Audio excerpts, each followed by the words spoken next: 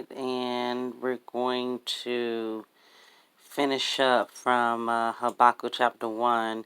And just to give a quick summary of what we went over in the beginning of verses 1 through 10, the story is about Habakkuk, and Habakkuk had concerns, just like we do today. He was living in his city, and things were going on with the people that were supposed to be in charge. They were supposed to be godly people, but instead they had crooked people in the justice system, in the education system, throughout all of the systems, in politics, and it was just difficult for him to see that and have faith in God, when all the vanity and the greed was around him. And he asked God, how can this be? And God was telling him, hey, just be careful, calm down. I have a group of Chaldeans coming up. These are some people that have a lot of contempt and strife for this particular group of individuals. And strife meaning rivalry, bitter conflict, or conflict within the community, and contention meaning having their own ideas or their opinions already, or beliefs or feelings about these people. So let's get started and see what happens next. And they shall scoff at the kings, and the princes shall be scorned unto them. They shall deride every stronghold, for they shall heap the dust and take it. I want to talk about scoff, which is mocking and express contempt, or speaking to them in a scornful or derisive way. And to deride is to ridicule or scorn, scorn. Scorn the belief that someone or something is despicable. So let's keep going and find out more, because they were scoffing at these kings, mocking them like, yeah, okay, you the king. I'm going to show you how to be the king. And the princes were scorning unto them, looking like, hey, I don't want to end up like this. They were expressing, contempt for that. I don't want to end up like my father, what to do, expressing. So let's get to 11. And then shall he change his mind, and he shall pass over and offend, imputing his power unto his God, their gods, their idols, what they're into, what makes them happy, what they want to worship.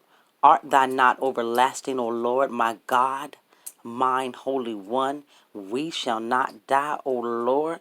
Thou hast ordained them for judgment, and Almighty God, hast thou established them for corrections. You don't want to be established for corrections. There's a lot of corrections facilities around here establishing correction. These people done got established for some correction. Thou art of purer eyes than to behold evil, and canst not look on iniquity. Iniquity, immoral or grossly unfair behavior, looking at them in wickedness. Iniquity. Wherefore lookest upon them that deal treacherously. Who in here dealing treacherously? That means they decisive, they untrustworthy, unreliable. Who we dealing unreliable? Whether it be in conflicts in politics, or on your job, in contracts or loans. Who is where we find treacherous dealings. And holdest thy tongue when the wicked devoureth the man that is more righteous than he. Oh my goodness. Now we do see opportunities when there are people that be holding their tongue, while the righteous is being scorned by people who are more wicked than them. We see that all the time. We see that in many situations. Just think about that. And makest them as fishes of the sea, as creeping things that have no rule over them. Now, we see a lot of creeping things. We see creeping things in many places. Sometimes we see them on the corners, on the street corners. Sometimes we see them just loitering as creeping things with nothing over them, just around, just loitering, getting in those type of situations.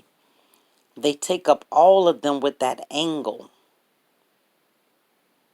that regular scheduled program, or whatever kind of angle of marketing, whatever they can do to catch them in their net. It says, and drag them in their drag. Let's talk about drag, to draw them along in contempt, unworthy to be carried.